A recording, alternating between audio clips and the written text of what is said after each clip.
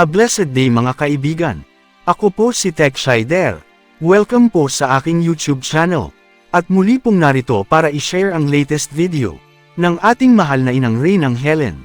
Formal na po na idiniklara ng ating mahal na inang Reynang Helen Abdurrajak ang global financial shutdown dahil kailangan na ang transformasyon ng ating gobyerno sa absolute sovereign monarchy. Wala nang magagawa ang Malacanang dahil wala na silang budget o pera.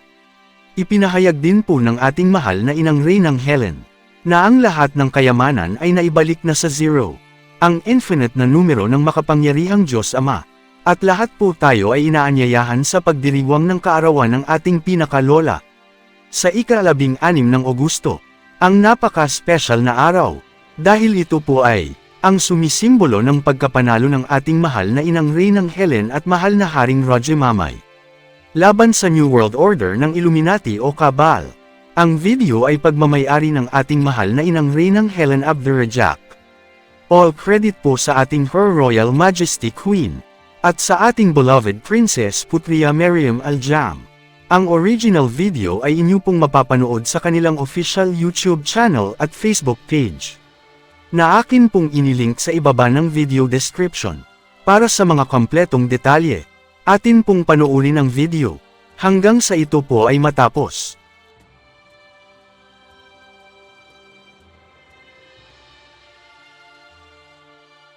Assalamualaikum warahmatullahi wabarakatuh. Live from Mindanao, from Sulu, Palawan, Tawi-Tawi, Basilan, Sabah, Sarawak, Kalimantan, Bulungan, and to the whole world. Magandang gabi po sa inyo. At ako'y nagpapasalamat na sa araw na ito, August 10, 2024. Ako po ay nagbibigay sa inyo ng pinaka-final move sa lahat ng mga inatasan, sa lahat ng inutusan, at sa lahat ng nangangailangan para pagtulong-tulungan na ayusin ang buong mundo. Sa araw na ito, dinideklara ko na ang global financial shutdown na alam natin kailangan na mag-transform into absolute sovereign monarchy. Wala kayong magawa, kahit ayaw nyo, wala naman kayong pera. Sinabi ko na nga sa inyo lahat, huwag ninyo akong ilagay sa alanganin. Ngayong araw, pinaghandaan na ito ng lahat. Kaya lahat ng kayamanan na ibalik sa zero. The infinite number ng makapangyarihan na Diyos Ama. Malapit na ang birthday ng pinakalola natin, August 16, 2024. Inaanyayahan ko kayo lahat sa buong mundo. I-celebrate natin bilang patunay na tayo ay nagtagumpay laban sa New World Order na ginagawa ng kabal ng mga sungayan na mga nilalang. Huwag na kayong pumayag na sila pa ang mangibabaw at mag-manage, administer sa atin lahat. 1,000 years, ilang libong taon, tayo namuhay sa kanilang pamumuno ng panggigipit, ng pagmaltrato, at ng tinatawag natin lahat ng takot dahil sa batas na ginagawa nila para sa pansariling interes at sila-sila lang ang nakinabang. Kaya, transform. Walang gobyerno. Ang nag-go-govern ay ang United Nations Lupasug Empire under the sovereign power and authority ng Diyos Ama na makapangyarihan. Divine monarchy. That is the meaning ng absolute monarchy. Ngayon, my favorite word. And now, time has come. Hindi nyo na kayanin ito.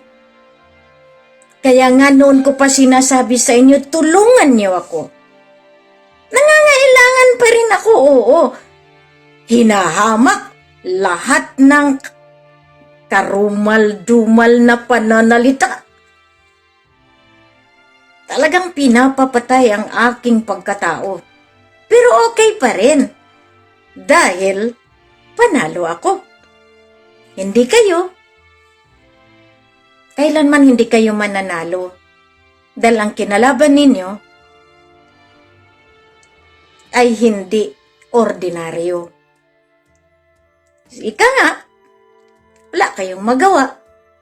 Dahil kahit anong harang ninyo, kahit anong panggigipit ninyo, kahit anong plataforma ninyo, kahit utusan nyo pa lahat ng tao, kalabanin ang divino gobyerno, hindi pa rin kayo mananalo. Ang itinakda ay mag-go-govern. Yan ang ibig sabihin. Kaya, shut down lahat. Take over! Utos ng sovereign power and law of ownership. Nabawi natin lahat. Ngayon, kunin nyo na lahat. Ibalik nyo na sa tamang pamamaraan. Walang magawa yan sila. Kahit anong gawin pa nila, tapos na at tinapos na. Kaya nga, yun ang sabi ko sa inyo. Lahat ng aking ginawa, dokumentado, silyado, at litihimo na mismo kahit sino sa inyo walang magawa. Dahil pinakamataas na sovereign power ang ginagamit dito. Ngayon sabihin nyo pa sa akin, walang kwenta, iiyak kayo. Dahil kahit anong gawin ninyo, kahit ilang presidente pa ang ilagak ninyo, tapos na ang pagpahiram sa inyo. 1,000 years, inalipin niyo ang dugo ng Maharlika.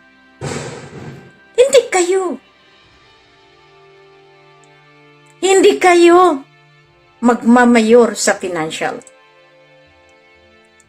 Walang ibang tatayo, kundi ang sovereignty ng Diyos Ama sa lupa na pinangungunahan ng sovereignty ng Queen of Universum Magnum at ng Queen ng Global Earth, the Royal Imperial Lupasug Islamic United Kingdom of Sulu and North Borneo.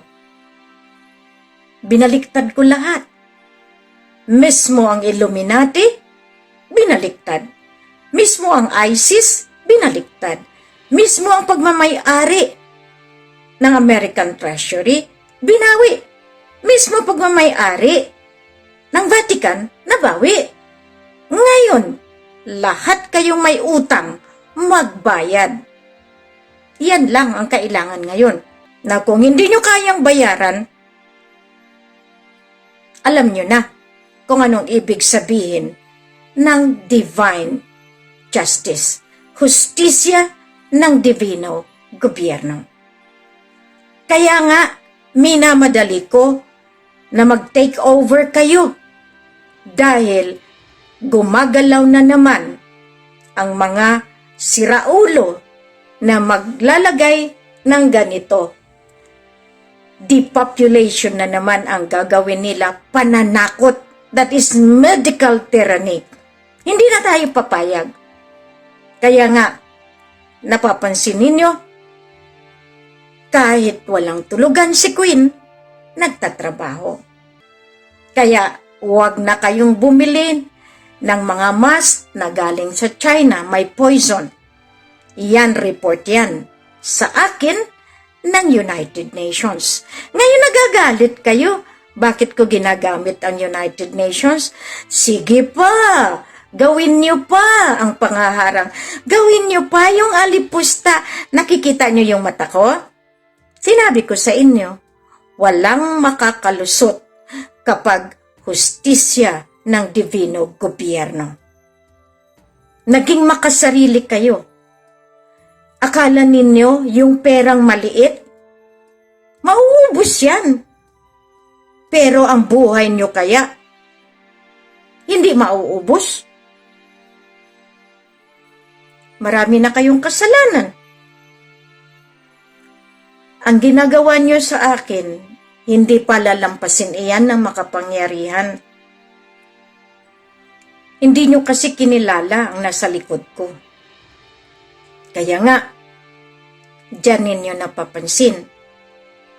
Ngayong araw, August 10, 2024. Sinabi ko sa inyo, wala na kayong panahon. Kesa naman, pumasok pa ang mga illegal na mga pamamaraan ng gobyerno na nakaraan. Lahat po kayo inatasan na mag-resign. Diba? Wala ng Vice President, wala ng DepEd Secretary. Diba marami nang nag-resign? Tuluyan na ninyong gawin bago ko kayo kaladkarin. Alam yan, kaya nga, na-mention ko doon sa isang English channel na maraming taga-Sulu nagtatanong kung hinahayaan ko si Martin Romualdez magsalita na harangan kami. Ay, matagal na kayong naghaharang at marami kayong guns ginagamit at lalo kayong nagbabayad ng hindi tama. Sir, nag-usap tayo. Bilang isang constitutionalist, di ba president ka ng Telconsa? Anong sinabi ko sa inyo? Pag hindi nyo ginawa, bandang huli, makukulong kayo sa pagharang sa katotohanan. Hindi na ako ang kalaban nyo. Ang kalaban ninyo, mataas na korte ng buong mundo. At iyan ay inuutusan din ng Sovereign Queen. Ngayon tanungin nyo pa ako, hanggang ngayon ba hindi nyo pa rin kilala kung sino si Queen Helen Abdurrahman? Kumo nga, wala naman talaga kayong respeto at hindi niyo nakikita kung anong ginawa ko. Hindi ako umuurong sa bawat challenge na binibigay ninyo. Ang libro, ang 476 pages, nandyan lahat pangalan niyo. At kaya ko pa rin ilista lahat ng pangalan na mga nagtatraidor, ang mga ginagamit para kalabanin ako at para kunyari sila ang mananalo. Maraming pera po at maraming perang ninanakaw at akala nila hindi ako makalantad at hindi ako makalaban. Ginagamit ko lahat yan ng paraan para masakote ko kayo. Ang buhay niyo o buhay ko? Di ba sinabi niyo patay na ako, sinabi niyo nasa kulungan ako, sinabi niyo si Kuya Raja ay patay na, sinabi niyo rin na nakakulong na, lahat ginawa niyo. Ang namatay po, ang kapatid niya na nagnakaw ng pangalan niya. Ngayon, ang isusunod ko, yung kumuha ng pangalan ko. Sino kaya? Di ba alam niyo rin? Alam niyo rin? Ang mali niyo, gusto niyo pa rin ipatunay sa buong mundo. Hindi niyo alam, mas maganda yung nagtatrabaho ng palihim pero meron na buga na resulta. At iyan ang global financial shutdown. Dahil bagong sistema ang lalabas, bagong currency ang lalabas, bagong printa, hindi yan ang ginagawa ninyo. Ngayon, yung gold, kung inutusan kayo, at meron pa kayong sinusunod na boss, at hindi ninyong nakilala kung sinong nag-uutos, Rule 36. Huwag ninyong kalabanin, dahil yan ang ipapataw sa inyo. Lahat na nagsasabi. Kaya diyan, hindi nyo alam, meron na nakabantay sa inyo. Kaya nga, the more pa kayo nagpapakita, the more kayo sumasalungat, the more kayo nagsasabi na hindi ako totoo, the more ko ilalabas ang kapangyarihan na nag-utos sa akin. Sige lang, pero hindi nyo kaya. Kung kayo ay mapaparusahan at hanantungan ninyo ay yung selyo, ay yung tinatawag natin, yung lugar na kalalagyan nyo. Kaya nga sana maintindihan nyo kung anong ibig sabihin ng transformation into sovereign absolute monarchy. Ayaw nyo akong tulungan? So take over para maayos lahat. Yung lahat ng inutusan, United Nations, World Bank, lahat kayo dyan sa militar, alam nyo kung anong dapat ninyong gagawin. This is Queen Helen of Turajak. Inuutos ko na kailangan nyo na mag-aserto, magdeterminado, ipagtanggol ang sovereignty alang-alang sa atin lahat na naghihirap. Tapos na ang paghihirap ng sambayanan, itama ng pagkakamali. Walang gobyerno na pisikal, kundi ang United Nations na siyang maghahari ng gobyerno ng buong mundo. Maraming salamat. Masalam. Maraming salamat po sa inyong pagsubaybay. Mega love shoutout po sa lahat ng mga nagkokomento ng positibo. Please like the video to support. At inyo pong ishare sa inyong social media communities. At kindly subscribe kung kayo po ay bago sa aking YouTube channel. God bless.